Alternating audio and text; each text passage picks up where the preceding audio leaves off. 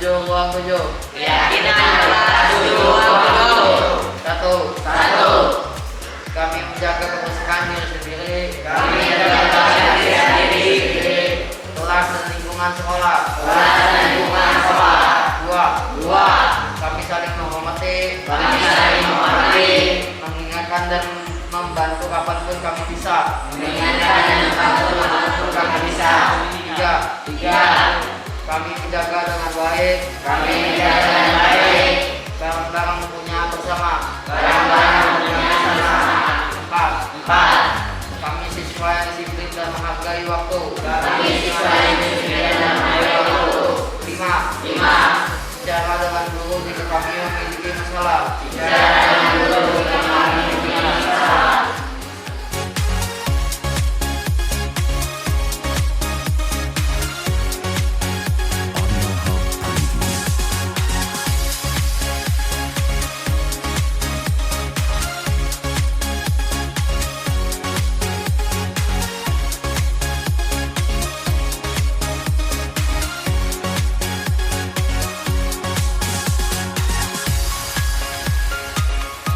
Audio Hub Preview.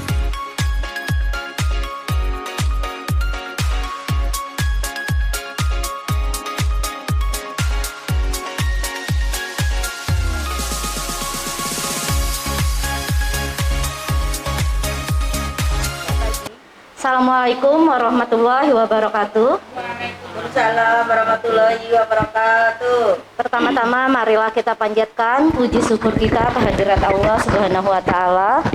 Karena berkat rahmat dan karunia-Nya lah kita dapat berkumpul di ruangan ini dalam acara pengimbasan atau berbagi budaya positif di SMP Negeri 4 Sampit. Saya ucapkan terima kasih bagi Bapak Ibu Guru yang berkenan hadir dalam acara ini. Ini adalah tugas kami sebagai calon guru penggerak Angkatan 4 Kabupaten Kota Waringin Timur SMP Negeri 4 Sampit tentang budaya positif.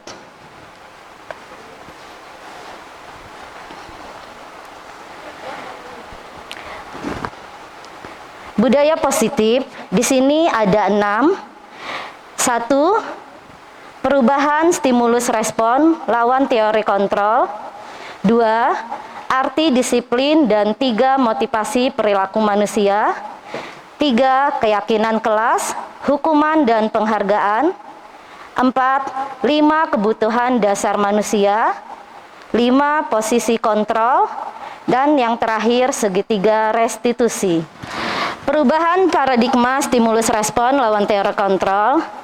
Di bawah ini adalah paparan Dr. William Glasser dalam kontrol teori untuk meluruskan berapa miskonsepsi tentang kontrol. Yang pertama, ilusi guru mengontrol murid.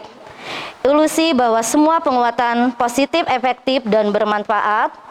Ilusi bahwa kritik dan membuat orang merasa bersalah dapat menguatkan karakter.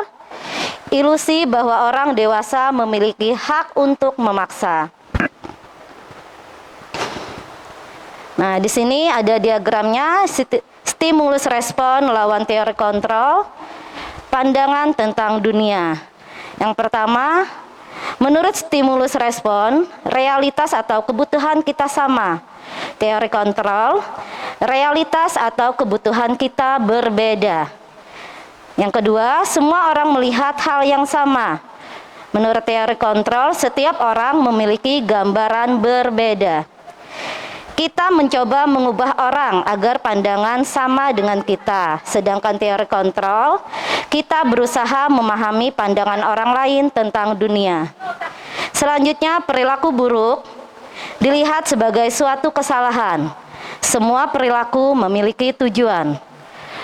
Orang lain bisa mengontrol saya, tetapi menurut teori kontrol, hanya Anda yang bisa mengontrol diri Anda. Menurut stimulus, saya bisa mengontrol orang lain. Menurut teori kontrol, Anda tidak bisa mengontrol orang lain. Kemudian, pemaksaan pada saat bujukan gagal. Menurut teori kontrol, kolaborasi dan konsekuensi menciptakan pilihan-pilihan baru. Yang terakhir, menurut stimulus, model berpikir menang kalah. Kalau menurut teori kontrol, model berpikir menang-menang. Selanjutnya, konsep disiplin positif dan motivasi makna kata disiplin. Ketika mendengar kata disiplin, apa yang terbayang di benak Anda? Apa yang terlintas di pikiran Anda? Kebanyakan orang akan menghubungkan kata disiplin dengan tata tertib, kan biasanya tata tertib, teratur, dan kepatuhan pada peraturan.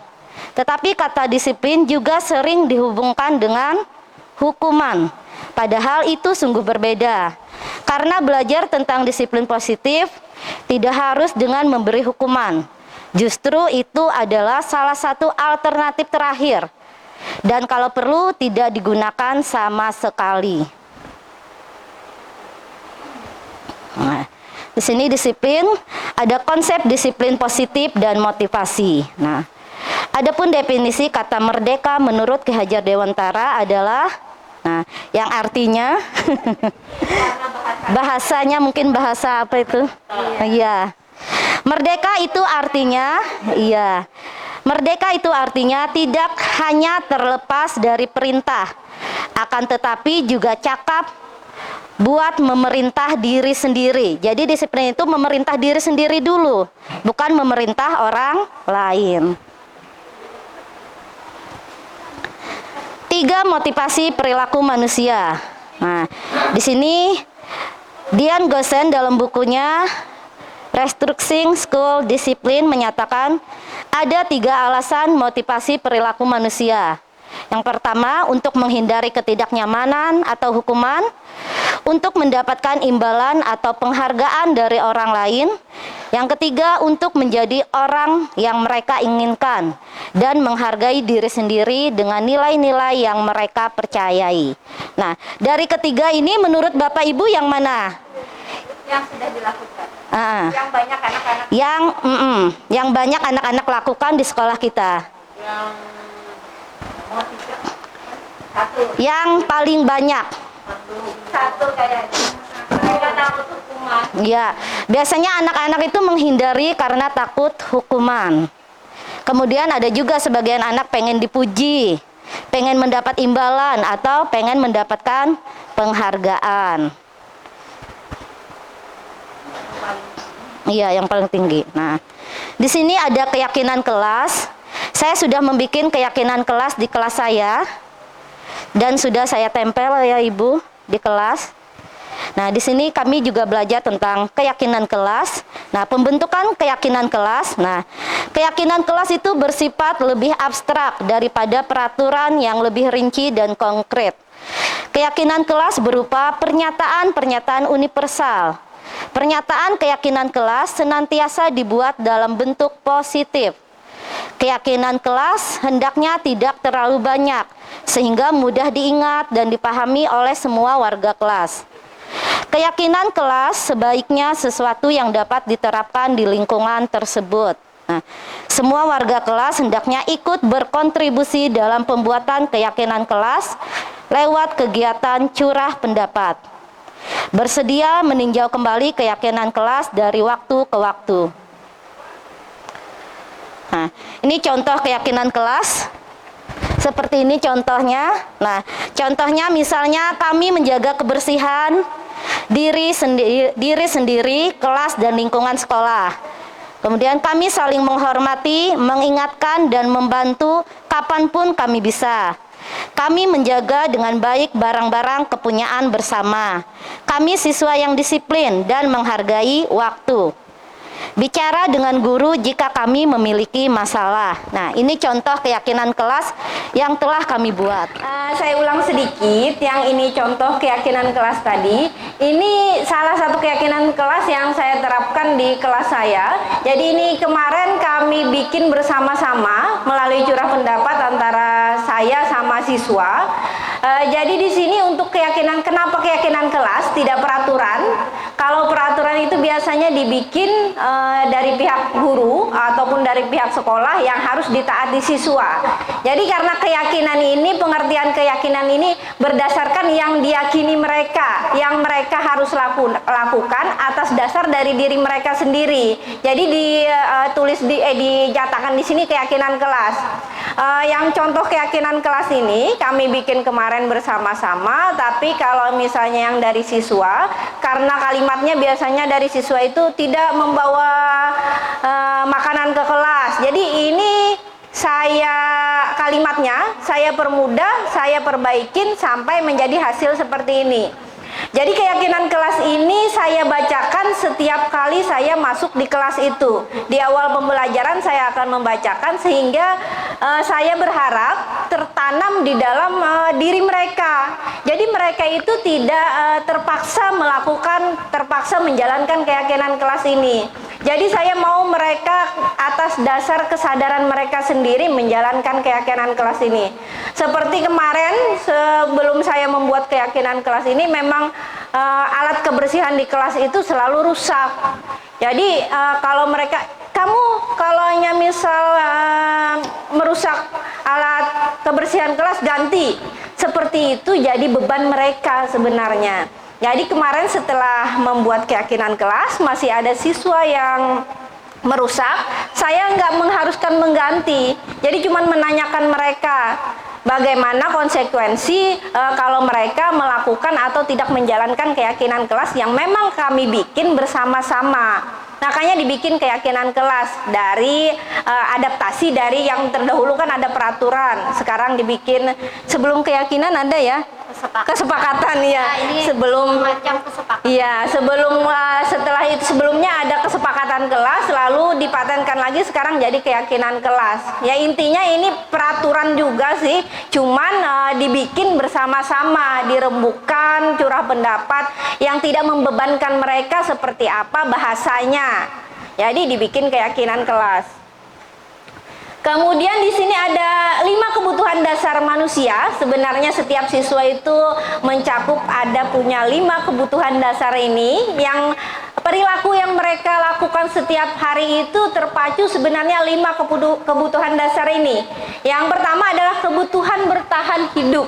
Contoh kemarin untuk kebutuhan bertahan hidup ini, contohnya dia mengambil bekal temannya. Iya, misal dia mengambil bekal temannya, lalu kita tidak bisa kenapa kamu mengambil bekal temanmu? Kita harus bertanya dulu, kenapa dia mengambil bekal temannya. Kalau misalnya jawabannya, saya nggak lapar bu, kada bawa duit, kada bawa bekal, berarti dia di sini kebutuhan dasarnya yaitu kebutuhan bertahan hidup. Itu loh, jadi kita harus menanyakan dulu apa sih kebutuhan dasar mereka melakukan tindakan tersebut. Kemudian yang kedua, mereka membutuhkan cinta dan kasih sayang, kebutuhan untuk diterima. Biasanya ini mereka cari perhatian.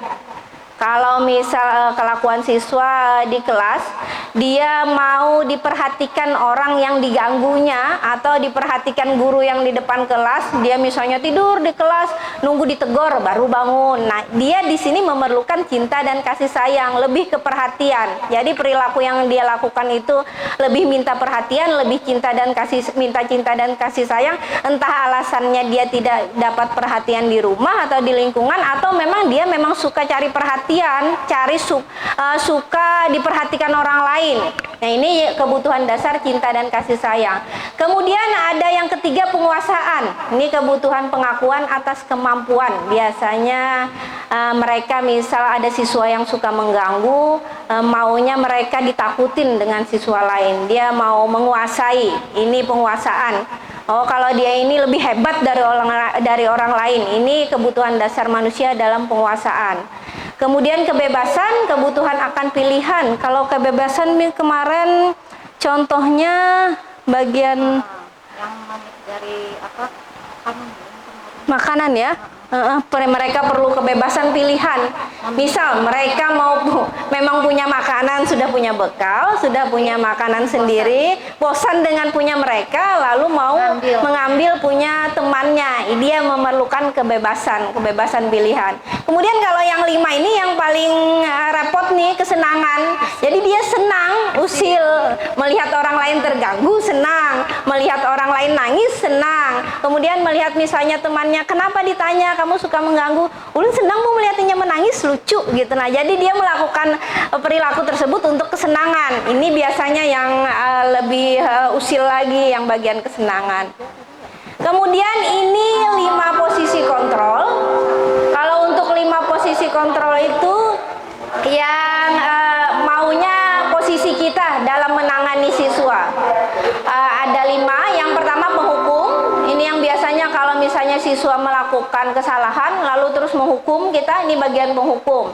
Tidak ada pertanyaan apapun, tidak ada menanya apapun, langsung dihukum siswa, ini bagian penghukum. Kemudian yang kedua, pembuat orang merasa bersalah. Guru pada ini membuat siswa supaya siswa merasa bersalah. Kemudian sebagai teman, guru sebagai teman, kemudian sebagai monitor. Monitor pemantau ini biasanya kalau ada siswanya melakukan kesalahan, dia melaporkan ke wali kelasnya. Lalu wali kelas yang menindaki, itu pemantau. Kemudian untuk manajer, ini posisi yang paling tinggi. Manajer ini untuk manajer posisi paling tinggi dalam posisi kontrol untuk bisa menyelesaikan masalah tanpa menimbulkan masalah yang lain untuk guru. Semoga kita bagian manajer ini semuanya bisa pada bagian manajer atau posisi kontrolnya. Sekarang segitiga restitusi ini cara melakukan penyelesaian masalah. Jadi agar kita tidak jadi penghukum, kita perlu melakukan segitiga restitusi ini untuk menyelesaikan masalahnya. Nah, di sini adalah ciri-ciri restitusi yang membedakannya dengan program disiplin lainnya. Yang pertama, restitusi bukan untuk menebus kesalahan, namun untuk belajar dari kesalahan. Kemudian restitusi memperbaiki hubungan. Restitusi adalah tawaran, bukan paksaan. Jadi kita menawarkan mereka bagaimana cara mereka menyelesaikan masalahnya sendiri. Kemudian restitusi menuntun untuk melihat ke dalam diri, restitusi mencari kebutuhan dasar yang mendasari tindakan, restitusi fokus pada karakter bukan tindakan, restitusi menguatkan, restitusi fokus pada solusi, restitusi mengembalikan murid yang berbuat salah pada kelompoknya. Jadi diharapkan dia nggak canggung lagi berada balik ke kelompoknya masing-masing. Itu tadi untuk penjelasan bagian segitiga restitusi. Kemudian sebaiknya kalau misalnya siswa ada kesalahan, kita melakukan dulu 3 sisi segitiga restitusi dulu. Yang pertama kita menanyakan keyakinan kelas apa yang mereka tidak jalankan. Kemudian menanyakan mereka validasi tindakan yang salah, mengasih tahu kalau tindakan mereka itu salah, kemudian menanyakan keyakinan, lalu menstabilkan identitas. Jadi bagaimana solusi dari kesalahan mereka tadi. Oh ini contoh restitusi yang saya buat. Kalau misalnya mau melihat contoh restitusinya, ada tugas bagian demonstrasi kontekstual yang saya upload di YouTube ini. Selesai. Yang sekian tadi sharing, semoga dimengerti. Sharing singkat dari kami tentang membiasakan budaya positif. Singkat saja, semoga dimengerti karena beberapa memang mengulang dari penjelasan yang terdahulu.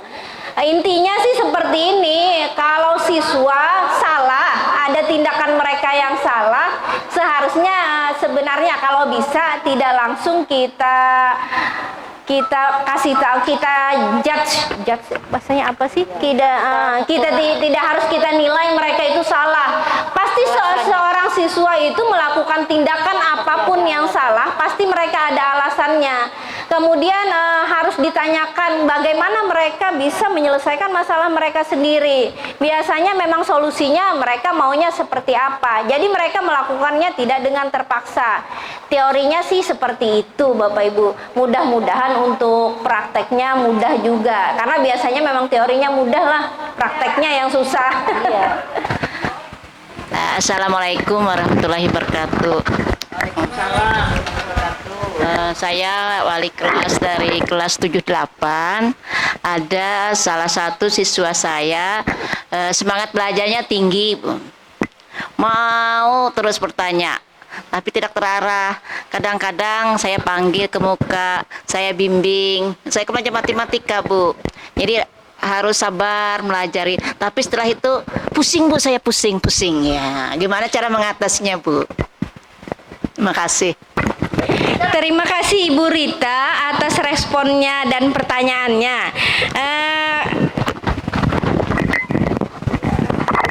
Kebetulan saya juga mengajar di kelas Ibu Rita ini. Atas nama si Aulia ini memang luar biasa, perlu penanganan khusus. Dia ini sebenarnya memang untuk belajarnya memang kuat, tapi kadang kalau kurang motivasi, kurang diperhatikan, dia ini tidak mengerjakan, kemudian banyak omongnya, banyak ngobrolnya. Kalau juga tugas di rumah, misalnya kita kasih tugas ya di rumah ya, dia nggak akan ngerjakan, jangan harap dia ngerjakan. Jadi untuk tugas dia memang ada beberapa yang kosong.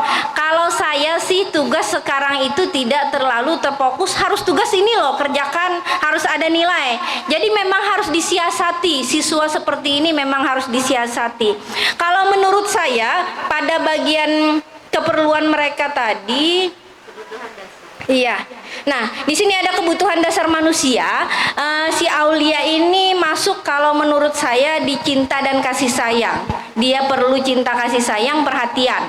Karena setelah kalau misalnya ada beberapa tugasnya memang dia nggak ngerjakan, saya mau ambil langsung nilai di kelas seperti itu. Kalau misalnya yang kena kelas 78 ya, semoga ini bisa berlaku juga di mata pelajaran lain. Kalau di mata pelajaran saya ngambil nilainya langsung ditanya sama dia. Kalau siswa lain harus ngerjakan, kemudian ngerjakan di buku tulis, dia kadang nggak bisa. Jadi dia ini saya tanya langsung, misal, Aulia bisa nggak kamu membuat teks deskripsi tentang meja misal? Dia bisa, kalau langsung seperti itu dia bisa menjawab. Ya alhamdulillah dia bisa menjawab. Jadi kalau menurut saya kalau mengambil nilai dari siswa seperti itu sih memang harus disiasati gurunya. Bagaimana kreatif gurunya agar dia ini punya nilai, walaupun 1, 2 yang penting dia bisa mengerjakan, bisa mengikuti. Karena tugas untuk setiap siswa itu memang seharusnya berbeda-beda, karena daya tangkap siswa beda-beda, kebutuhan dasar mereka ini tadi berbeda-beda. Jadi dia ini memang selalu cari perhatian, suka ngobrol sama walaupun dipindah bangkunya ke sebelah sana sini, tetap aja dia ini dari jadi biang bicaranya, biang ngobrolnya, dia yang ngajak teman-teman di sebelahnya ngobrol. Tapi kalau sama saya memang antusias sih sebenarnya, mau aja ngerjakan tugas, tapi memang harus diperhatikan. Ayo Aulia disuruh membaca, dia duluan maunya. Ini memang harus kalau menurut saya ya memang kebutuhan dasarnya cinta dan kasih sayang itu. Tapi saya belum pernah bicara mendalam ke dia, apa dia belum kurang perhatian di rumah atau di sekitarnya, enggak. Tapi sepertinya ya dia perlu cinta dan kasih sayang. Bagaimana Ibu Rita? Setuju dengan saya, sepemikiran? Iya ya, sama-sama yang ngajar di kelas 7 ruang 8 ini sudah tahu bagaimana keadaan si Aulia. Semoga kita bisa mengayomi dan cara mengajar dia itu agar dia lebih termotivasi, biar lebih secara dia merasa lebih diperhatikan untuk guru. Kalau memang dia merasa sudah diperhatikan, dia rajin aja ngerjakan tugasnya. Karena memang dia kebutuhan dasarnya ya cinta dan kasih sayang. Kalau Ibu Rita tadi siswanya kan aktif gitu ya. Sekarang kalau siswa saya ini kebalikannya. Siswanya itu tidak nakal, tapi tidak mengerjakan tugas. Tapi kalau diberi nasihat diam, diberitahu diam, diapakan diam. Jadi bingung saya tuh, bingungnya apa? Dia ini maunya apa gitu nah. Jadi kayak apa cara mengatasi siswa yang seperti itu? Dia tidak nakal, tapi iya diam, terus diberi nasihat diam. Sepertinya kayak memang ada faktor entah ini menurut saya, entah. Terima kasih, saya wali kelas. Terima kasih pertanyaan dari Bu Nur Alfidah. Tadi katanya anaknya diam, ditanya diam. Jadi bingung lah maunya anak itu apa. Nah, sekarang ini saya tanya, Ibu Pida sudah menemui apa orang tuanya? Konsultasi, katanya anaknya ada apa gitu. Kalau anaknya itu tinggalnya sama omnya. Iya. Jadi tidak sama. Oh, orang tuanya berlainan rumah. Rumah. Terus Ah. kan kerjanya 1 hari penuh. Jadi anaknya sendirian di rumah. Oh, pernah dipanggil ke BP sebelumnya? Sudah. Terus sudah bicara apa aja dulu? Ya. Katanya Perutnya kayak punya semangat gitu. berarti kurang motivasi lah. Ya, berarti anak ini ada kebutuhan dasarnya yang mungkin belum terpenuhi. Karena dia dari latar belakangnya dia tinggal bersama omnya. Kemudian dia juga jauh dari orang tuanya. Orang tuanya disampit. Oh, 1. Ya. Iya, tapi tidak serumah lah. Nah, jadi menurut saya anak seperti itu yang pertama dia kebutuhannya adalah kurang kebutuhan akan cinta dan kasih sayang. Ya, kebutuhan untuk disayangi, untuk diperhatikan. Mungkin karena kurang perhatian dari kedua orang tuanya kan, dia sekolah kan, apalagi anak SMP kan. Sekarang apa-apa kan harus diperhatikan. Kita juga mengajar pada anak yang seperti itu bingung karena diam. Ditegur diam, nggak pernah ngelawan kan. Terus kalau mengerjakan tugas juga ngerjakan. Jadi ada efek sampingnya, akhirnya tugasnya karena kami tidak dikerjakan karena diam tadi. Tapi kalau ditanya tuh diam terus. Oh, bingung lah, ditanya juga diam, gimana ini? Kalau ditanya pertanyaan, kalau mengerjakan juga diam, Bu. Tapi ada kerjakan. Ada sebagian dikerjakan kalau kita paksa gitu. Ya, mungkin di sini kebutuhan dasarnya yang pertama tadi, Kita Serina, ya orangnya sudah sebut nama. iya, kebutuhan cinta dan kasih sayang karena kurang perhatian dari orang tuanya. Dengan kurang perhatian dengan orang sekitarnya menyebabkan dia jadi seperti itu. Terus kalau saya sebagai wali kelas, Menurut saya, iya. ya kan Terus beri motivasi. Terus memberi motivasi, semangat dengan saling berhubungan dengan orang tuanya kan, dipanggil seperti itu. Semua guru yang ngajar di situ memang perlu perhatian khusus kayak gitu. Kadang memang di kelas itu ada anak-anak yang seperti itu lah. Ya, yang pertama solusinya ya itu tadi, kita perlu perhatian, memperhatikan dia yang perlu diperhatikan, memberi ya pendekatan lebih, memberikannya perhatian lebih, memberikannya motivasi. Iya, tugasnya juga harus dibedakan. Kalau bisanya tergantung gurunya, bagaimana strateginya supaya nilai anak tadi kan ada. Jadi caranya mungkin yang lain seperti ini, dia yang seperti ini. Mungkin kata Ibu Haifa tadi dengan bertanya secara langsung, memang ada anak itu yang nggak mau menulis. Dia padahal bisa menjawab, karena dia malas. Setelah ditanya, saya juga kemarin ada murid, saya berikan soal, nggak bisa menjawab.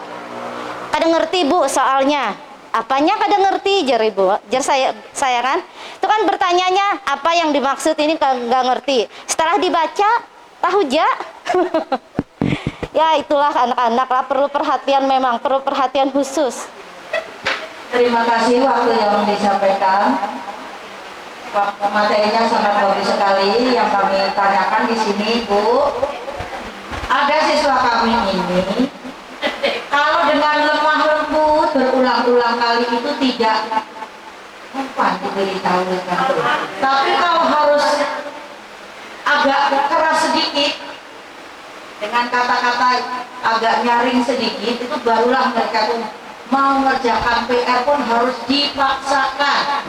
Kalau cuma dengan kata-kata itu saja tidak cukup, harus dengan bukti bahwa dia itu harus mengerjakan, benar-benar dihukum dulu, harus masuk ke depan dulu, harus disuruh membersihkan sampah dulu, baru mengerjakan PR, baru melaksanakan tugas yang lain.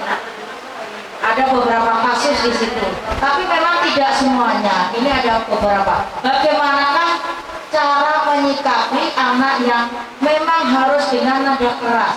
Kan kita nggak boleh sebenarnya kalau nada keras itu. Kiat-kiatnya kira-kira gimana gitu? Nah, kiat-kiatnya, terima kasih Bu Haryanti yang sudah bertanya. Jadi kiat-kiat untuk menangani anak yang seperti itu, yang pertama kita harus membuat keyakinan kelas. Jadi di sini kami juga mengajak para Bapak Ibu guru ataupun wali kelas untuk membuat keyakinan kelas di kelasnya masing-masing.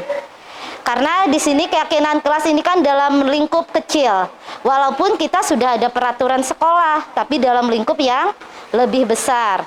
Makanya di sini saya mengajak Bapak Ibu semua yang ada di sini untuk membuat keyakinan kelas, boleh per mata pelajaran atau per kelas. Jadi keyakinan kelas di sini kami mencontohkan, di sini ada contohnya. Nah, misalnya kenapa keyakinan kelas, nggak peraturan kelas? Karena seperti ini, seperti kita menggunakan helm. Kenapa kita menggunakan helm?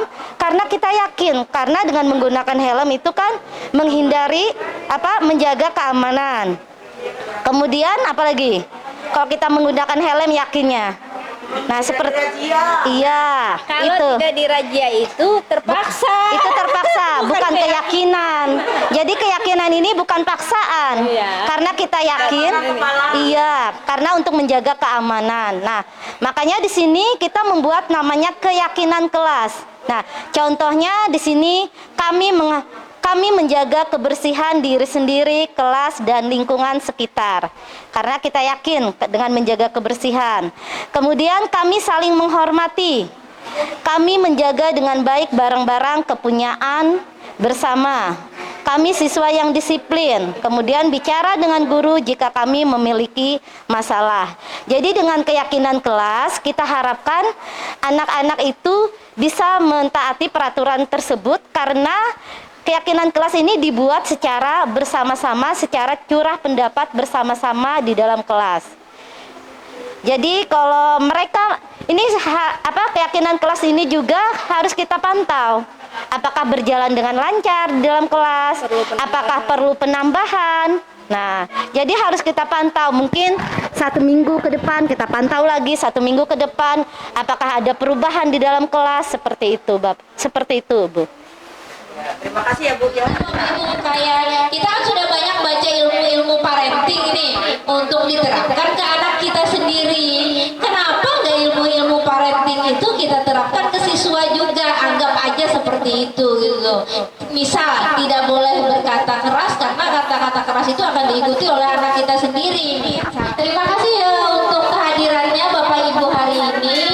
Kemudian sampai bertemu lagi. Mohon mudah-mudahan nggak bosan untuk kami di depan sini. Nanti kami akan hadir bertiga setelah ini. Coming soon.